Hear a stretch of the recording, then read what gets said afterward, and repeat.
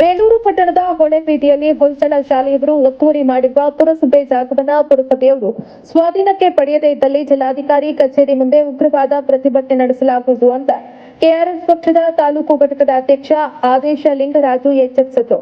ಪುರಸಭೆ ಆವರಣದಲ್ಲಿ ಪ್ರತಿಭಟನೆ ನಡೆಸಿ ಮಾತನಾಡಿದ ಅವರು, ಹೊಯ್ಸಳ ಶಾಲೆಯವರು ಸರ್ವೆ ನಂಬರ್ 185ರಲ್ಲಿ ಬಕ್ರೀಕರಣ ಹೊಂಡದ 20 ಗುಂಟೆ ಹಾಗೂ ಪುರಸಭೆ ಖಾತೆ ನಂಬರ್ 1027ರಲ್ಲಿ 7,000 ಅಡಿ ಪುರಸಭೆ ಆಸ್ತಿಯನ್ನ ಒತ್ತುವರಿ ಮಾಡಿದ್ದು, ಈ ಜಾಗವನ್ನ ತೆರವು ಮಾಡಿ ಸರ್ಕಾರದ ಜಾಗವನ್ನ ಸರ್ಕಾರಕ್ಕೆ ಉಳಿಸಿ ಸಾರ್ವಜನಿಕ ಉದ್ದೇಶಕ್ಕೆ ಬಳಸಬೇಕು ಎಂದು ನಾವು ಅರ್ಜಿಯನ್ನ ಕೊಟ್ಟಿದ್ವು.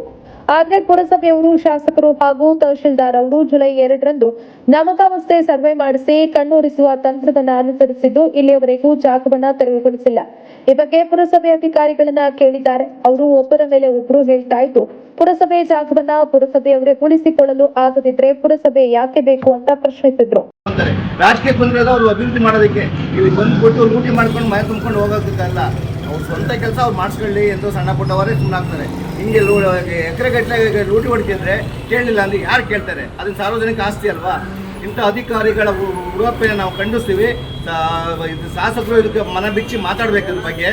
ಮತ್ತು ಪುರಸಭೆ ಇದು ನಮ್ಮ ತಾಲೂಕು ದಂಡಾಧಿಕಾರಿಗಳು ಮಾತಾಡಬೇಕು. ಪುರಸಭೆ ಅಧಿಕಾರಿಗಳು ಬಂದು ಇದಕ್ಕೆ ನಮ್ಮ ಅದಕ್ಕೆ ಏನಾಗಿದೆ ಅನ್ನೋದನ್ನ ಉತ್ತರ ಇಲ್ಲಿ ಬಂದು ನಮಗೆ ಕೊಡಬೇಕು. ಅಲ್ಲಿವರೆಗೂ ನಾವು ಹೋರಾಟ ಮಾಡ್ತಿರ್ತೀವಿ. ಯಾರೇ ಆಗಿರಲಿ, ಯಾರದೇ ಆಸ್ತಿ ಆಗಲಿ, ಸರ್ಕಾರಿ ಆಸ್ತಿನ ಯಾರೇ ಕಬಳಿಸ ಬಿಡಬಾರ್ದು. ಇಂಥ ಬಗ್ಗೆ ಅದ್ರ ಬಗ್ಗೆ ಸಂಬಂಧಿಸೋಲ್ಲ. ಇವತ್ತು ಕೊಟ್ಟಿದ್ದಾರೆ ಬಿಡಿ, ನಾಳೆ ಮಾಡ್ತೀವಿ. ನಾವು ಇಡೀ ಮುನ್ಸಿಪಾಲಿಟಿಗೆ 365 ದಿವಸದಲ್ಲಿ 330 ದಿವಸ ನಾನು ಪ್ರೆಸೆಂಟ್ ಆಗಿದ್ದೀನಿ. ಆಸ್ತಿ ತೆಗೆದು ನೋಡ್ಲಿ, ಕೌನ್ಸಿಲರ್ ಸಹ ಬಂದಿಲ್ಲ ಇಲ್ಲಿ. ಅಷ್ಟು ದಿವಸ ಬರ್ತೀನಿ. ಬಂದರೆ ನಾಳೆ ಬನ್ನಿ, ನಾಳೆ ಬನ್ನಿ, ನಾಳೆ ಬನ್ನಿ. ಏನು ಇವರು ಕೂತ್ಕೊಂಡು ನಾಳೆ ನಾಳೆ ನಾಳೆ ಅಂತ ಹೇಳ್ಬಿಟ್ಟು ಬೇರೆ ಖಾತೆ ಮಾಡಿ ಕೊಟ್ಬಿಟ್ಟು ದುಡ್ಡು ಮಾಡೋಕ್ಕೆ ಬಂದು ಕೂತಿದ್ದಾರೆ ಇಲ್ಲಿ. ಅದ್ರ ಬಗ್ಗೆ ಸಂಬಂಧಿಸಿ ಉತ್ತರ ಕೊಡಲಿ. ಅಲ್ಲಿವರೆಗೂ ನಾವು ಹೋರಾಟ ಮಾಡ್ತಾ ಇರ್ತೀವಿ, ಬಿಡೋದಿಲ್ಲ. ಇದು ಯಾವುದೇ ಕಾರಣಕ್ಕೆ ಇಲ್ಲಿ ಹೋದ್ವಿ ಇಲ್ಲಿಂದ ಹೋಗ್ಲಿ ಅಂದ್ರೆ DC ಹತ್ರ ಹೋಗಿ ನಾವು ಇವ್ರು ಸಹ ಇವ್ರಿಗೆ ಕರ್ನಾಟಕ ರಕ್ಷಣೆ ಪರವಾಗಿ ನಿಂತ್ಕೊಂಡು ಅವ್ರ ಜೊತೆ ನಾನು ಬೆಂಬಲವಾಗಿ ನಿಂತ್ಕೊಂಡು ಹೋರಾಟ ಮಾಡೋದು ಮಾಡ್ತೀವಿ. ಕೊನೆಗೆ ಅವರು ಕೊನೆ ಹಂತಕ್ಕೆ ಬಂದ್ಬಿಟ್ಟು ದಯವಿಟ್ಟು ಹಂಗೆ ಹಿಂಗೆ ಮಾಡೋದನ್ನ ಬಿಡಲ್ಲ. ಲೋಕಾಯುಕ್ತ ಕೊಡೋರ್ಗೂ ಹೋಗ್ತೀವಿ. ಸರ್ಕಾರದವ್ರಿಗೂ ಈಗಾಗಲೇ ಕಳಿಸಿದ್ದಾರೆ. ದಯವಿಟ್ಟು ಇದನ್ನು ಸಾರ್ವಜನಿಕರು ಒಕ್ಕೂರಿಂದ ಖಂಡಿಸಬೇಕು. ಸಾರ್ವಜನಿಕ ಆಸ್ತಿ ಉಳಿಸ್ಕೊಳ್ಳ ಅಂದರೆ ನಿಮ್ಮನೆ ಆಸ್ತಿ ಬಿಡ್ತಾರೆ, ನಾಳೆ ನಿಮ್ಮ ಮನೆಗೂ ನುಗ್ತಾರೆ. ಅದನ್ನು ಸಾರ್ವಜನಿಕರು ಸಹ ಒಕ್ಕೂರಿಂದ ಸಹಾಯ ಮಾಡಿ ನಮ್ಮ ಜೊತೆ ಬಂದು ನಿಂತ್ಕೊಳ್ಳಿ, ಆಸ್ತಿನ ಉಳಿಸಿ ಮಕ್ಕಳಿಗೆ ಮುಂದಿನ ಅಭಿವೃದ್ಧಿ ಕಾರ್ಯಗಳಿಗೆ ಆ ಜಾಗನ ಉಪಯೋಗಿಸ್ಕೊಳ್ಳಿ ಅಂತ ಹೇಳಿ ತರ ಇತ್ತು. ಅಂದ್ರೆ ನಮ್ಮ ಕಣ್ಣು ಒರೆಸಲಿಕ್ಕೆ ಸರ್ವೆ ಮಾಡಿದ ರೀತಿಯಲ್ಲಿ ಇತ್ತೆ ಹೊತ್ತು ಯಾವುದೇ ಗುರುತುಗಳಿಲ್ಲ. ಸರ್ವೆ ಮಾಡಿದ್ದಕ್ಕೆ ಆ ಸರ್ವೆ ಮಾಡಿ ಇಲ್ಲಿಂದ ಇಲ್ಲಿಗೆ ಜಾಗ ಬರುತ್ತೆ ಅನ್ನೋದನ್ನ ಇಲ್ಲಿವರೆಗೂ ಕೇಳಿದ್ರೆ ಪುರಸಭಾ ಅಧಿಕಾರಿಗಳು ಬಹಳ ಬೇಜವಾಬ್ದಾರಿತನದಿಂದ ಉತ್ತರ ಕೊಡ್ತಾರೆ. ನಾನು 2 ಬಾರಿ ಪುರಸಭೆಗೆ ಬಂದು ಕೇಳಿದ್ರೆ ಇಲ್ಲಿ ನನಗೆ ಗೊತ್ತಿಲ್ಲ, ಅವ್ರನ್ನ ಕೇಳಿ, ಅವ್ರಿಗೆ ಗೊತ್ತಿಲ್ಲ, ಇವಾಗ ಕೇಳಿ, ಇವಾಗ ಗೊತ್ತಿಲ್ಲ, ಇವ್ರನ್ನ ಕೇಳಿ ಅಂತ ಹೇಳ್ತಾರೆ. ಇಷ್ಟು ಬೇಜವಾಬ್ದಾರಿತನ ನಾನು ಎಲ್ಲೂ ನೋಡಿಲ್ಲ. ಪುರಸಭೆ ಆಸ್ತಿಯನ್ನ ಪುರಸಭೆಯವರ ಉಳಿಸ್ಕೊಳಕ್ ಆಗ್ತಿಲ್ಲ ಅಂದ್ರೆ ಏನಕ್ಕೆ ಪುರಸಭೆ ಬಾಗ್ಲಾಕ್ಬಿಡಿ. ಬೇಲೂರಲ್ಲಿ ಪುರಸಭೆ ಬೇಕಾಗಿಲ್ಲ. ಈ ವ್ಯವಸ್ಥೆ ಬೇಲೂರಿನಲ್ಲಿದೆ. ಹಾಗೆ ಕ್ಷೇತ್ರದ MLA ಅವರು ಕೂಡ ಇದು ಗಮನಕ್ಕೆ ಬಂದರೂ ಕೂಡ, ಒಬ್ರು ಪತ್ರಕರ್ತರು ಬಂದಿದ್ದಾರೆ, ಗಮನಕ್ಕೆ ಬಂದರೂ ಕೂಡ ಬಾರದೇ ರೀತಿಯಲ್ಲಿ ಏನು ಜಾಣ ಕುರುಡುತನ ಅಂತಾರಲ್ಲ ಆ ರೀತಿಯಾಗಿ ವರ್ತಿಸ್ತಾ ಇದ್ದಾರೆ MLA ಅವರು. ಏನು ನಾವು ಏನಾರು ಅನ್ಕೊಳ್ಬೋದು, ಈ JDS, BJP, ಕಾಂಗ್ರೆಸ್ ಎಲ್ಲ ಬೇರೆ ಬೇರೆ ಪಕ್ಷಗಳು ಅಂತ. ಯಾವುದೇ ಕಾರಣಕ್ಕೂ ಇಲ್ಲ. ಇಲ್ಲಿ ನೋಡಿ, ಈ ಕ್ಷೇತ್ರದಲ್ಲಿ BJP MLA ಅವರು ಗೆದ್ದಿದ್ದಾರೆ. ಆದರೆ ಬೇರೆ ಹಿಂದಿನಲ್ಲಿ ಬೇರೆ ಪಕ್ಷದಿಂದ ಗೆದ್ದಿರ್ತಕ್ಕಂತಹ MLA ಅವರು ಜಾಗ ಅಕ್ವೈರ್ ಮಾಡಿದ್ರು ಕೂಡ ಅವರು ವಿರುದ್ಧವಾಗಿ ಒಂದೇ ಒಂದು ಸ್ಟೇಟ್ಮೆಂಟ್ ಇಲ್ಲಿವರೆಗೂ ಕೊಟ್ಟಿಲ್ಲ.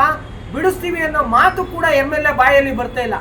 ಹಾಗೆ ನಮ್ಮ ಏನು ತಹಶೀಲ್ದಾರ್ ಇದ್ದಾರೆ, ಅವರು ಈ ಜಾಗದ ಬಗ್ಗೆ ಗಮನ ಹರಿಸಿ ಅದನ್ನ ಸರ್ವೆ ಮಾಡಿಸಿ ಅದನ್ನು ಬಿಡಿಸ್ತಕ್ಕಂಥ ಕೆಲಸವನ್ನು ಮಾಡಬೇಕಾಗಿತ್ತು. ಆದರೆ ತಹಶೀಲ್ದಾರ್ ಇದನ್ನ ಗೊತ್ತಿದ್ರು ಗೊತ್ತಿಲ್ಲದೆ ಇರೋ ಥರ ಯಾವುದೇ ಕ್ರಮವನ್ನು ತಗೊಂಡಿಲ್ಲ ಇಲ್ಲಿವರೆಗೂ. ದೊಡ್ಡ ಕೈಗಳು ಶಾಮೀಲಾಗಿದ್ದಾವೆ.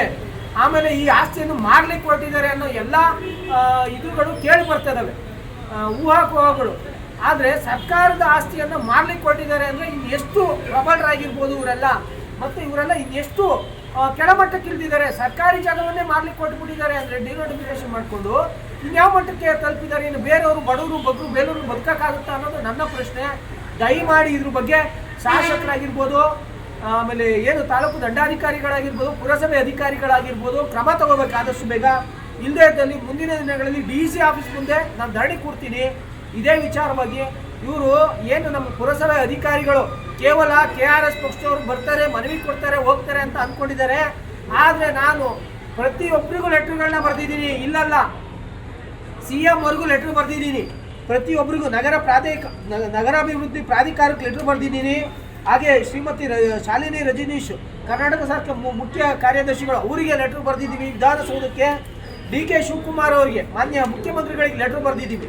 ನಾವು ಸುಮ್ಮನೆ ಕೂತಿಲ್ಲ. ಇಲ್ಲಿ ಸನ್ಮಾನ್ಯ G. ಪರಮೇಶ್ವರ್ ಅವರು ಉಪಮುಖ್ಯಮಂತ್ರಿಗಳಾಗಿರೋ ಆ ಸಮಯದಲ್ಲಿ ನಾನು ಲೆಟರ್ ಬರೆದಿದ್ದೀನಿ. ನಾವು ಸುಮ್ಮನೆ ಕೂತಿಲ್ಲ.